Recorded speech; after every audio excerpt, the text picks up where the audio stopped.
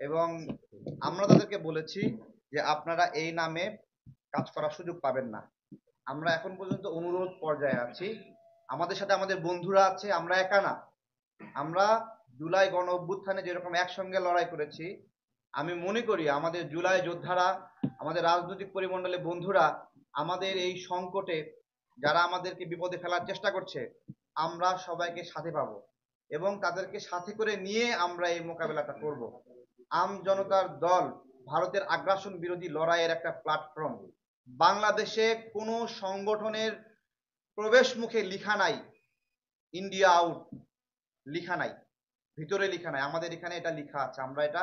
আমরা আমাদের লড়াইয়ের পথ রচনা করেছি আগ্রাসন বিরোধী লড়াইয়ের পথ হিসেবে। সেই জায়গা থেকে এই লড়াইয়ের পথকে কেউ যদি দিকভ্রষ্ট করতে চায়, বিভ্রান্ত করতে চায়, তাহলে ভারতের আগ্রাসন বিরোধী যোদ্ধারা তা প্রতিহত করবে।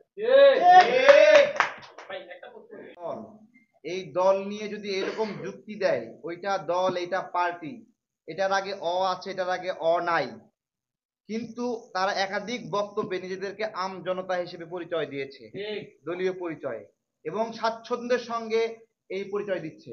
ওই পার্টিও বলছে না, আগে বাংলাদেশও বলছে না, তার আগের আও বলছে না, কিছুই বলছে না, না বলে এইভাবে দলীয় নামটা ব্যবহার করছে।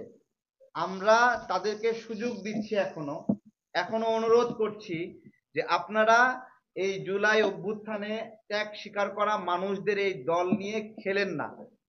এই খেলা আমরা একটা একটা অগ্নিকুণ্ডের মতো এই দল ভারতকে ভয় পায় না।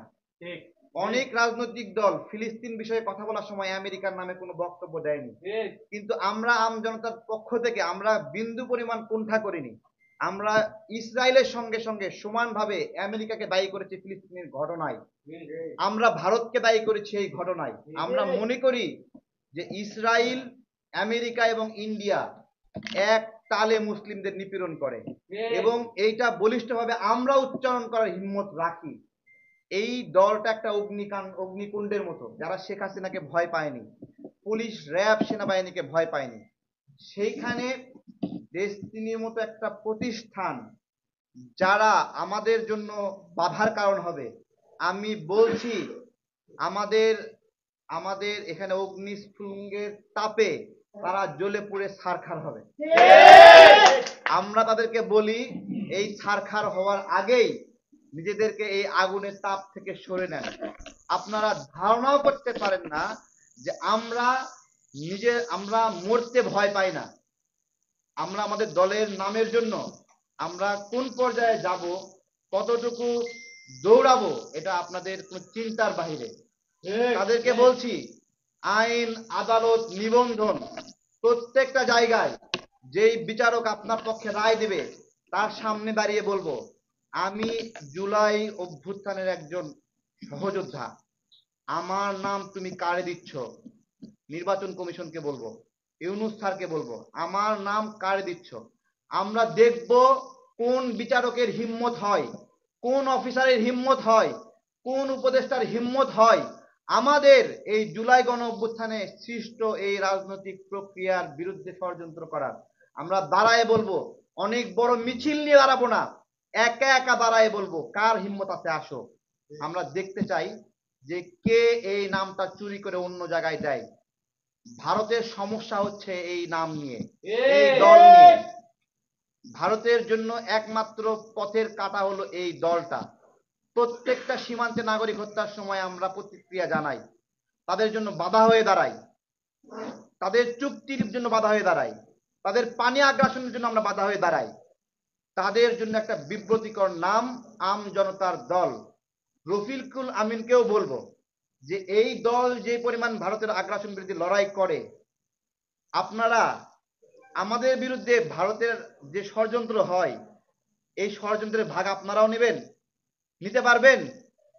আমরা যেই পরিমাণে সহ্য করি ভারতের ষড়যন্ত্র, এটা কি রফিকুল আমিন সাহেব, ফাতেমা তাসনিম তারা নিতে পারবে না। আমরা ব্যক্তিগত চরিত্র স্খলনে যাচ্ছি না। সামাজিক যোগাযোগ মাধ্যমে তাদের বিরুদ্ধে অনেকে অনেক কথা বলছে। আমাদের এই ব্রিফিং দেখেন, এখন পর্যন্ত প্রত্যেকটি ওয়ার্ড মার্জিতভাবে আমরা লিখেছি, কিন্তু আমরা যদি দেখি আমাদের মৃত্যু নিশ্চিত, তো সেই মরার আগে আমরা রফিকুল আমিনকে সহ মরবো। সেটা হলো একজন প্রতারক যখন ব্যবসা করেছেন তখন প্রতারণা করেছেন, কিন্তু প্রতারণা উনি ছাড়তে পারেননি। উনি রাজনীতিতে এসেও আমাদের দলের নাম প্রতারণা করে প্রতারণামূলক ভাবে চুরি করে ব্যবহার করছেন। উনি প্রতারক, এটাই প্রমাণ করেছেন যে আমাদের দলের যে গত কিছুদিনের সাফল্য, সেই সাফল্যটা উনি চুরি করার জন্য এই কাজটা করেছেন। উদ্দেশ্য এইটাই। এটা প্রতিকারে অবশ্যই আমরা আইনসঙ্গত সকল ব্যবস্থা যেটা নেবার সেটা নেব, এবং আমরা রাজনৈতিকভাবেও এটার ব্যবস্থা নেব সেটার ব্যাপারে আমাদের সেন্ট্রাল কমিটির একটা মিটিং হয়েছে। আমরা সেটার ব্যাপারে আরো বিস্তারিত আলোচনা করলে আপনারা দু একদিনের মধ্যে জানতে পারবেন আমরা আর কি করব। আমরা নিবন্ধনের জন্য অ্যাপ্লিকেশন দেব, আগামীকাল জমা দেব। আমরা এই নামে নির্বাচন কমিশন থেকে নিবন্ধনের আবেদনপত্র সংগ্রহ করেছি, পে অর্ডার করেছি সেটার জন্য এই নামে, এবং আমরা এই দল যেদিন এই নাম নেয় জানুয়ারি মাসে, সেদিনই নির্বাচন কমিশনকে চিঠি দিয়ে এই নামটা নথিভুক্ত করি। কোনো নতুন দল না, জুলাই গণ অভ্যুত্থানে লড়াই করা একটা দল। আমাদের নিবন্ধনের জন্য আদালতে একটি ফাইল চলমান আছে, এবং আমরা এই নামটা পরিবর্তন করলাম কেন, যে গণ অধিকার পরিষদের সঙ্গে আমাদের একটা ক্লাশ হচ্ছিল। সেই ক্লাশ থেকে মুক্তির জন্য, যে একই ধরনের নাম সমস্যা হচ্ছে, মাঠে ঘাটে কাজ করতে গেলে পরিচয় দিতে সমস্যা হচ্ছে, সেখান থেকে মুক্তির জন্য আমরা এটার নাম দিলাম আম জনতার দল। এবং এটা নাম দেওয়ার সঙ্গে সঙ্গে আমাদের ইলেকশন কমিশনের সাথে পুরনো যে যোগাযোগ ছিল, এমনকি প্রধান উপদেষ্টার কার্যালয়, আরো অন্যান্য অপরাপর দপ্তরগুলো ছিল, সমস্ত দপ্তরে আম জনতার দল নামে, আম জনতা পার্টি নামে আমরা নথিভুক্ত হয়েছি। রাষ্ট্রের পক্ষ থেকে প্রত্যেকটি দপ্তর থেকে আমাদেরকে নিয়মিত চিঠি দেওয়া হয়, শুভেচ্ছা জ্ঞাপন করা হয়, এবং নিয়মিত যোগাযোগ করা হয়, দাওয়াত পাঠানো হয়। আমাদের সংগঠনের দায়িত্বশীলরা সে সকল দাওয়াতে দলের প্রতিনিধি হিসেবে, রাষ্ট্রীয় অতিথি হিসেবে সেখানে যোগদান করেন। এই সমস্ত বিষয় কোনো লুকোচুরি না। আমরা গণ অধিকার পরিষদের একই দল, একই নামে দুইটা দল থেকে মুক্তির জন্য নামটা পরিবর্তন করেছি। সেই মুক্তির জন্য নাম পরিবর্তন করলাম, আজকে আবার আমাদের নাম নিয়ে আরেকজন খেলছে, আমাদের মুক্তি হয়েও মুক্তি হলো না, এরকম একটা পরিস্থিতি। দেখেন ভাই, আমরা জুলাই গণ অভ্যুত্থানে কতটুকু ঝুঁকি নিয়েছি তা আমরা জানি। যখন আন্দোলন থেমে যাচ্ছিল, বন্ধ হচ্ছিল, তখন এই রামপুরা অঞ্চলে আমাদের ইউনিট আমরা লাঠি হাতে নিয়ে বলেছি দেশের মালিকানা বুঝে নিতে এসেছি। আমরা এই ঝুঁকিটা নিয়েছি এবং জীবন হাতে নিয়ে লড়াই করেছি। এরপরে ডিজিএফআই আমাদেরকে আটক করলো, গ্রেপ্তার করলো, নিপীড়ন করলো, আমাদেরকে মামলার, বিভিন্ন মামলার প্রধান আসামি বানিয়ে দিল। আমরা মামলা হামলা এসব নির্যাতনের ক্ষেত্রে ১ নাম্বার। কিন্তু এর পরেও আমরা নানাভাবে অস্বস্তিতে পড়ছি, বিব্রতে পড়ছি, এটা একটা দুঃখের বিষয়। আরো কতটুকু কষ্ট করলে, আরো কতটুকু ত্যাগ স্বীকার করলে একটি স্বাধীন স্বতন্ত্র নামে রাজনীতি করার অধিকার পাবো, এটা আমাদের আপনাদের কাছে প্রশ্ন। আরো কতটুকু ত্যাগ স্বীকার করতে হবে?